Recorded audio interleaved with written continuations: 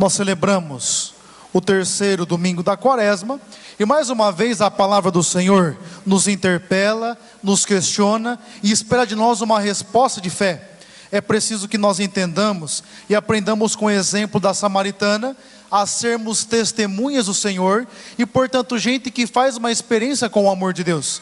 Até porque o Senhor não é uma realidade abstrata, não é uma ideia, não é um mero conjunto de valores. Mas Jesus é uma pessoa com a qual nós nos relacionamos e que quer que nós sejamos íntimos dele. No entanto, existem algumas atitudes que nós precisamos ter para bem viver essa experiência de fé. A primeira nos é apresentada na primeira leitura. Olha, perceba como que Deus ficou irado com esse povo. Imagine você que Deus levanta Moisés no Egito para libertar esse povo. Tiram o povo do Egito e começa esse percurso de salvação. E apesar de tudo que Deus havia feito, o povo sempre arruma um motivo para reclamar.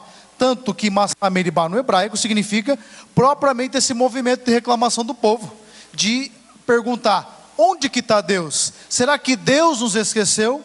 E é propriamente nesse contexto que Deus pede que Moisés pegue a vara e fira a pedra, a fim de que saia a água que eles tanto estavam esperando.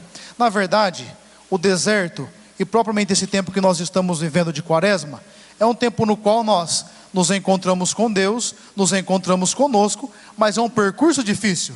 Você pode perceber, quanto mais vem passando os dias, nós vamos sentindo o peso da penitência, mas ao mesmo tempo vamos experimentando gradativamente essa liberdade que é própria do Senhor.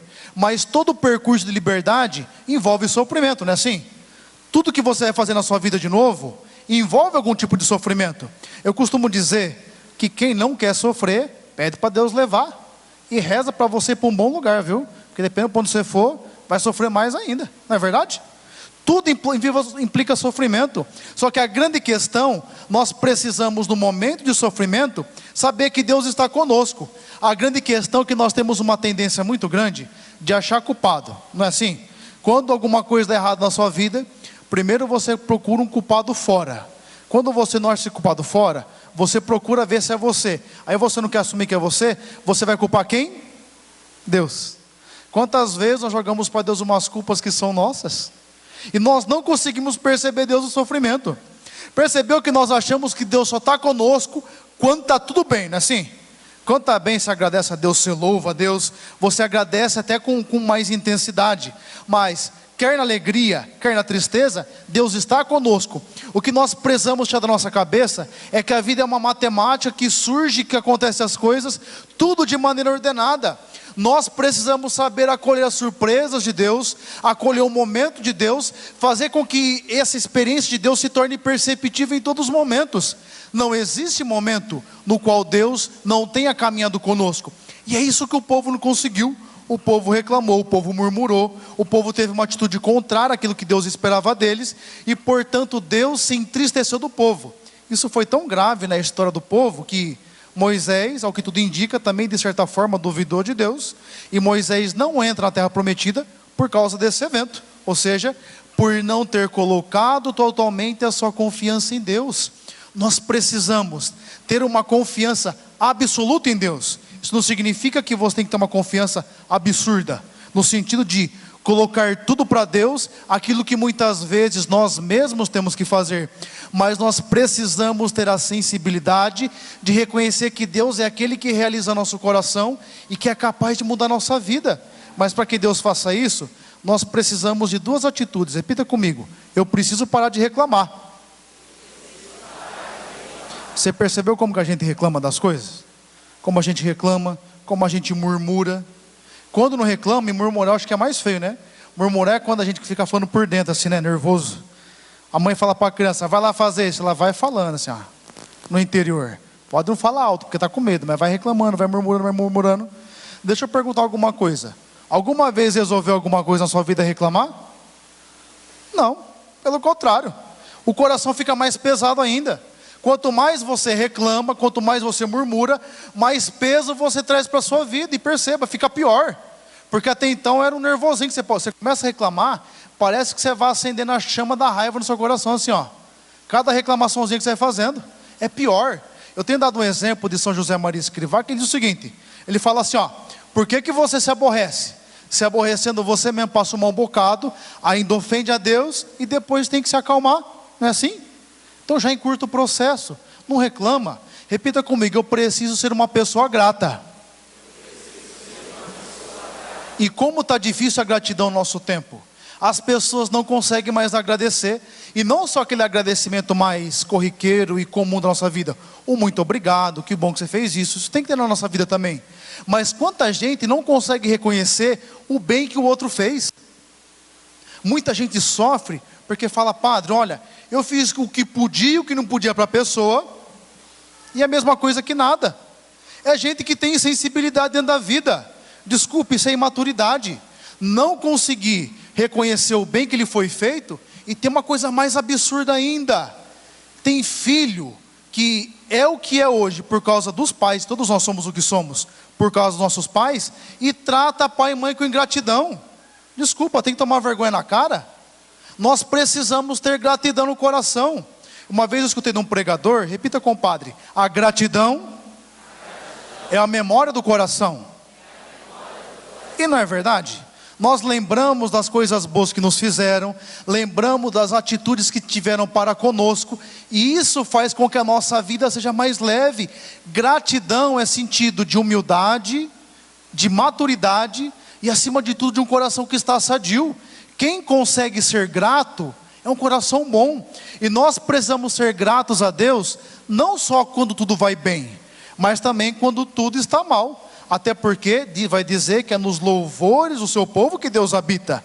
Deus habita nos nossos louvores. Mas padre, eu vou agradecer a Deus pelo momento ruim? Não, ninguém agradece pelo momento ruim. Você agradece a Deus no momento ruim, que é diferente. Apesar de estar passando sofrimento, a sua gratidão é a Deus, o seu louvor é Ele, porque é Ele que tem guiado a nossa vida, é Ele que tem guiado a nossa história. E é por isso que nós precisamos conservar em nós esse espírito propriamente de gratidão. E quando nós temos essa confiança em Deus, quando nós paramos de murmurar, paramos de reclamar, nós temos a graça de olhar nossa história com outro olhar. E Jesus nos possibilita isso. Veja o exemplo da samaritana. Olha, o povo judeu é um povo que tem uma personalidade muito forte. E quando eles não gostam mesmo. Para você ter uma ideia, essa briga entre judeus e samaritanos é desde quando dividiu o reinado, no século 10º de Cristo. Nós tivemos os primeiros reis, né? Saul, Davi e Salomão. Depois de Salomão, uma divisão do reinado. Tem o profeta Aías que vem, rasga o manto, deixa 2 tribos para o sul e dá 10 tribos para o norte. No sul ficou Judá e Benjamim. Por isso que fala que é o povo judeu, tradição davídica. Para o norte, que é Israel, ficou o povo da Samaria. E desde então, esse povo não se conversa. É interessante que o livro de Reis, o autor, estava na região do sul. Então você vê literalmente, quando um rei do sul peca, ele fala: ele pecou, ele fez isso, aquilo outro. Mas por causa do seu pai Davi, os seus pecados foram perdoados e tudo mais. Quando alguém do norte peca, ele fala assim, que o cadáver dele será jogado às traças e comido pelos cães e abutres. Ou seja, até no escrever o texto, há uma briga entre eles. Por mais que relatou aquilo que estava, reflete como esse povo se compreendia, como esse povo se correspondia. É por isso que quando Jesus chega para ela e fala: mulher, dá-me de beber, ela não estranha. Ela fala: como que o senhor vai pedir de beber para mim, que sou samaritana? E é bonito toda a teologia que existe no Evangelho de João. Nós não lemos a versão mais longa, porque o que está aqui é a mais curta no folheto, né? Mas se você tomar na sua casa, você vê que o diálogo entre Jesus e essa mulher é bem interessante. Chegou uma hora que ela meio que desacredita de Jesus, até que o Senhor fala: chama lá seu marido para mim. Ela fala: não tem marido. Ele falou: disseste bem, você não tem marido, e o que você tem hoje não é seu. Tivesse 5 maridos. E ela fica assustada porque o Senhor consegue interpretar aquilo que está passando na vida dela, mas o sentido disso é muito mais profundo. Aqui, os 5 maridos significam os 5 impérios que assolaram o povo: o império egípcio, que nós vemos na primeira leitura, os assírios, o império babilônico, os persas e por fim os macedônios. E nem se cita o império romano. O que o Senhor está dizendo com isso? Quando ele fala que ele é o Messias, ele está dizendo: eu sou aquele que vem responder a todo esse momento difícil que vocês viveram, todo esse contexto de exploração, porque sou eu propriamente que trago a libertação para vocês. Reconhecer em Jesus o Messias é reconhecer aquele que nos liberta. Evidentemente que nenhum de nós aqui passou pelo Império Egípcio, nem por todos esses outros impérios, não passou por esses momentos de exploração. Mas quantos não são os momentos da nossa vida de escravidão, de sofrimento? Quantos de nós não vivem presos em experiências negativas do passado? Quantos de nós não conseguem reconciliar a história? Olha, perdoar é difícil, é ou não é? Sobretudo quando a pessoa deixou uma marca muito grande na nossa vida. Agora, sabe qual que é o perdão mais complicado? O perdão que nós temos que dar a nós mesmos.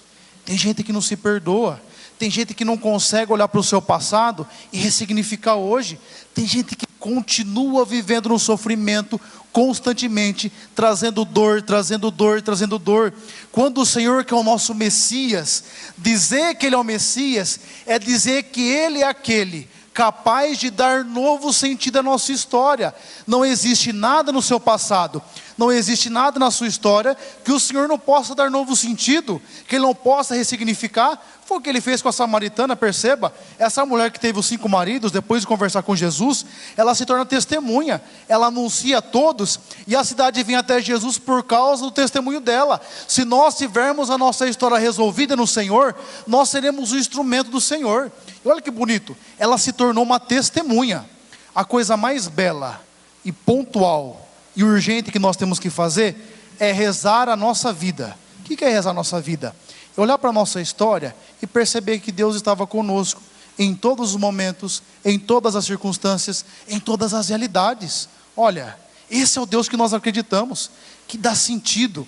Ainda que em alguns episódios da nossa vida nós olhamos e falamos, eu errei aqui, não fui da melhor maneira possível, mas com Deus é possível ressignificar até mesmo esses momentos mais sombrios da nossa vida.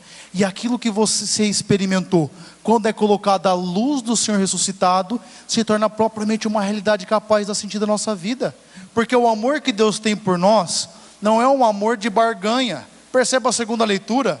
Vai dizer que Deus nos amou quando ainda éramos pecadores, quando ainda não tínhamos sido justificados, quando não tínhamos motivo nenhum para ter amor por nós. Foi aí que Ele nos amou. Então não precisa de razões para Deus te amar. Deus é amor, Ele sempre vai te amar. E Ele quer usar tudo que você experimentou na sua vida para ser sinal na vida dos outros. E olha, gente, quando nós pegamos as nossas experiências de vida à luz do Senhor, nós nos tornamos alguém com autoridade para instruir as pessoas. Eu me recordo, assim, eu já vou encerrando essa reflexão, que a minha mãe, como já contei para vocês, ela perdeu um filho, né? Eu perdi um irmão em 93. Eu tinha um aninho, ele já tinha 11 anos de idade, e perdeu de acidente de carro. Trágico, marcou muita família, mas a minha mãe superou. E sabe o que é mais bonito? Muitas vezes a minha mãe conseguiu consolar as pessoas que estavam passando por isso. E não é qualquer consolação, é a consolação de alguém que passou, de alguém que sabe, alguém que consegue dizer o sofrimento que estava passando. Perceba? Alguém que consegue reconciliar a história, torna a sua história luz. Portanto, que nessa liturgia de hoje, deixa que o Cristo ilumine a sua história, aquilo que é trevas na sua vida. E ao iluminar aquilo que é trevas, a sua história será luz na vida daqueles que caminham conosco. Nós precisamos fazer essa experiência hoje e caminhar de cabeça levantada. A quaresma é um tempo disso. Nós temos que superar aquilo que é limite em nossa vida, a fim de que, cabeça em pé, continuemos a caminhar. E não existe nada, não existe pecado, não existe miséria, não existe nada na sua vida que o Senhor não consiga ressignificar, que o Senhor não consiga dar sentido. É que nós temos muitas vezes memória fraca. Olha os personagens bíblicos que nós temos. Olha quem foi Pedro. Gente, os santos. Olha quem foi Santo Agostinho. Olha quem foram esses homens. E fizeram da sua vida uma história fecunda. Portanto, se um dia você tomar essa atitude, eu tenho certeza que você não vai se arrepender. Reescreva a sua história. Reescreva os momentos da sua vida. E perceba que Deus tem caminhado com você. Que Deus tem caminhado com você em todos os momentos, mesmo naqueles que você não tem percebido. Feche os seus olhos. Abaixe a sua cabeça. Num instante de silêncio, apresente ao Senhor o seu coração, a sua vida, a sua história. Apresente ao Senhor nesse momento tudo aquilo que na sua vida está em trevas ainda, está envolto na escuridão, a fim de que a luz do Senhor brilhe sobre sua vida.